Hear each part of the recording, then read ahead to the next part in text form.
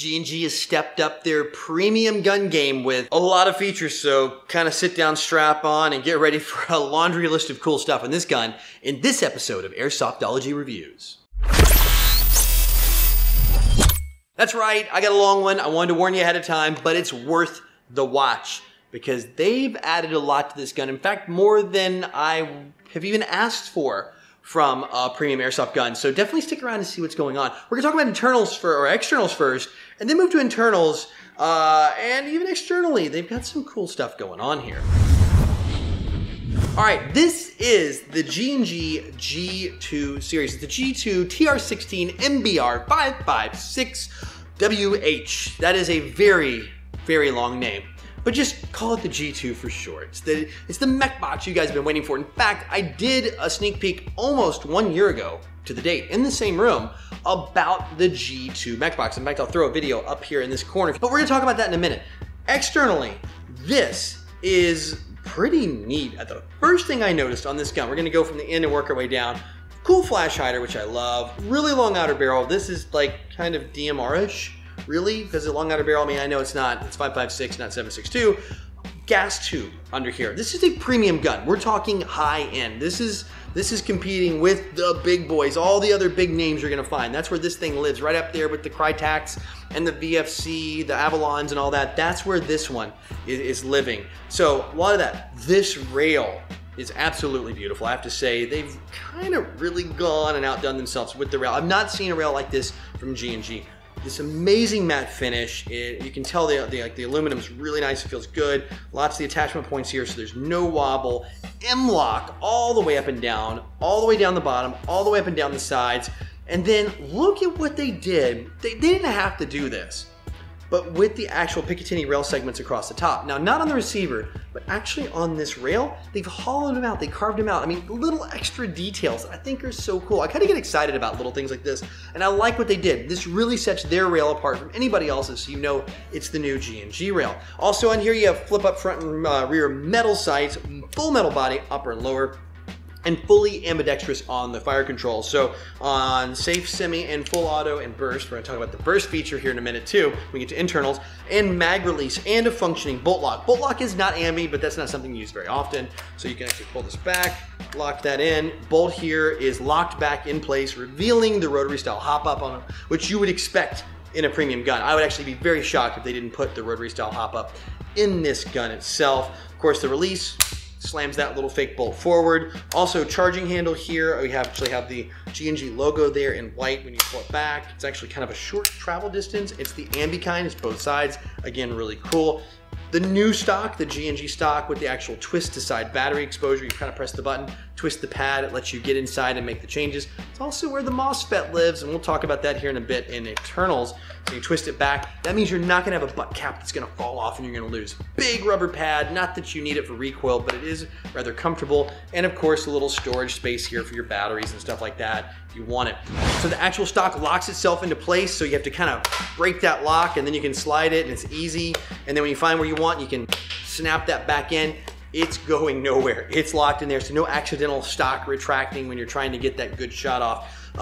Here we have a sling attachment plate, two on one side, one on the other. So if you want to do a single point sling, double, you've got that here. If you want to do a double sling, you're going to need to put something up here on the front, but it's M-lock. You can pick up M-lock accessories anywhere for this gun. Grip itself has finger grooves, hiding the motor underneath like usual. Motor adjustment is a flathead, is actually kind of really nice in there. It's recessed.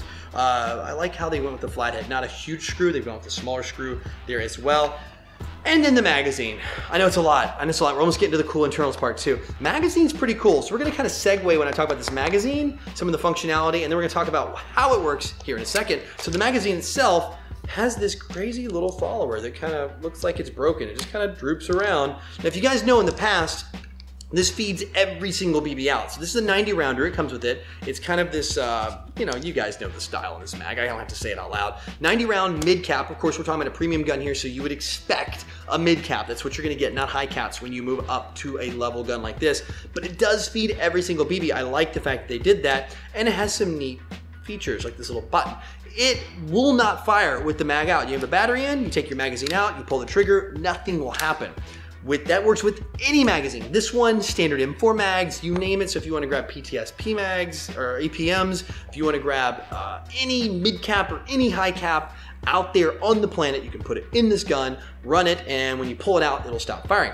This one has an added feature to when it runs out of BBs, it stops firing. That's with these special mags from G&G. You don't have to have them, but if you want that extra feature, you'll have to pick these up. 90 round mid caps on these, like I said, and they've got that nice follower that won't break. If you've ever had them where they feed all the BBs out, you'll know that this little piece that pops up, you forget to push it back down or something like that, and you end up snapping it off. Happens almost every single time. Well, guess what? With this one, the way it flops, you're gonna have a lot less of a chance for that to happen. All right, moving on to internals. This is where it gets super cool, the G2 mech box. And they've got a lot of stuff going on under the hood here. We're gonna talk about some of the components in the mech box that are different, upgraded from other ones, and then we're gonna get into some of the neat, cool electronic features. So first off, upgraded mech box components. They have a new bevel gear in here. If you guys don't know what a bevel gear is, the motor here has a gear on it. It's called the pinion gear. And that pinion gear, the first gear it gets inside of the mech box is called the bevel gear. That's where kind of a lot of the noise, the whininess will start to happen like there, and then of course the next gear as well. You hear most of your whininess in that area. They've redesigned the bevel gear to lower the noise, lower the friction, which means less power usage, less voltage when you actually pull the trigger on startup, and it means longer battery life, more shots per battery charge, which is pretty darn cool. Also, for parts inside of here, actual physical parts, the cylinder head and the air nozzle both are double O-ring now. So double seal on those instead of a single O-ring.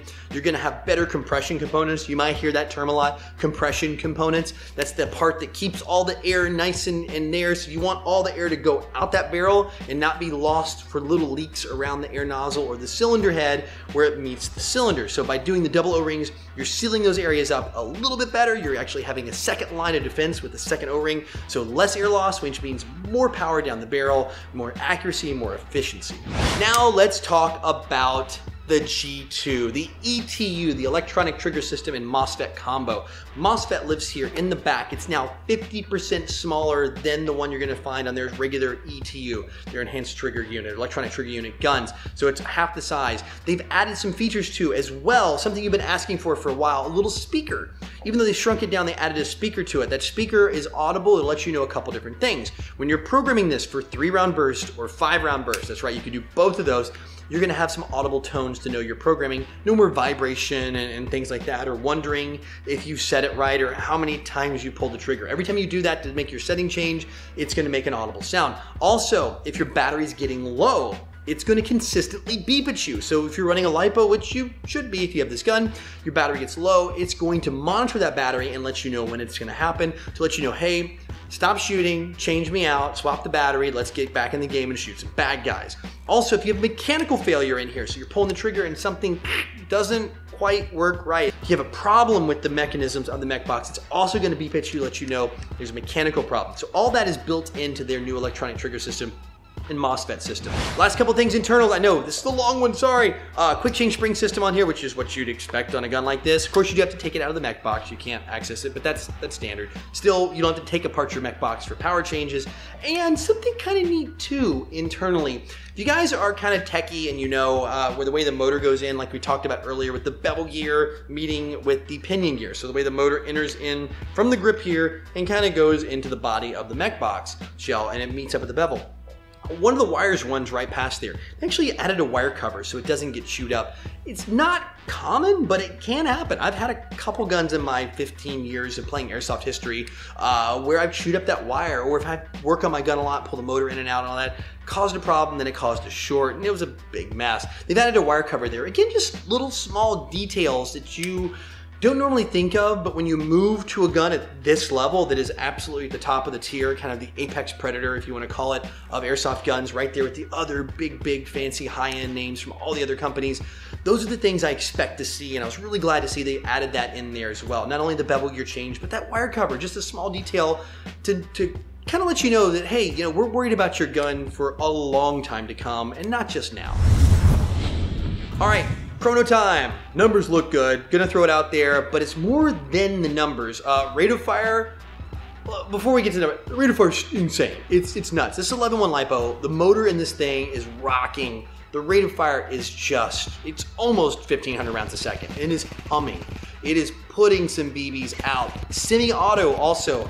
You just pull the trigger, you know it. I've fired plenty of G&G ETU guns, the electronic trigger unit. This is different. It feels like a really premium gun. I mean, the trigger pull, the way this is, I haven't had a chance to shoot one in a gun. I've only seen the mech box up until now. It is a different gun. And if you guys haven't looked at, this isn't a big sales pitch for G&G. Honestly, if you haven't looked at G&G lately, at the high-end stuff, and you've always thought of them for like the G&G Raider, which is a great beginning gun, take another look at their high-end line. I think you're gonna be surprised. Get your shop to toss a battery in one of these and go to their chrono line and get a few rounds off and tell me how you feel about it. You can't quite tell until you pick it up and you pull the trigger and you feel the way it fires and how it cycles and how smooth it is to know that there's a lot going on under the hood with this extra reinforced mech box. All right, so that's it. That's what's going on. I know it's a super long one. Thank you for hanging out for this probably 10+ minute review if I had to take a wild guess at it. I've been talking to you guys, and I want to know a lot of features going on with this mech box, the new reinforced shell and all that. Oh, and I did promise you guys a link to the G2 mech box, full teardown, so you guys can see the internals and all the goodies under the hood. So I'll have a link over here in the corner so you can check it out from last year. But let me know what you guys think about this gun, and let me know if your local shop has picked one up, or if you have somebody at the field you know owns one of these and you've had a chance to shoot one yet. I'm curious if their experience or your experience is similar to mine. Don't forget, as always, I have a link in the description below so you guys can check out more on the G2 gun. They're shipping worldwide here very shortly, so you're gonna find these at your local shops and everywhere around. But like I said, there'll be a link down there so you can learn more about it. And until next time, guys and gals, go out, have some fun, play some airsoft. I mix those up, but no matter what you do, call your freaking hits.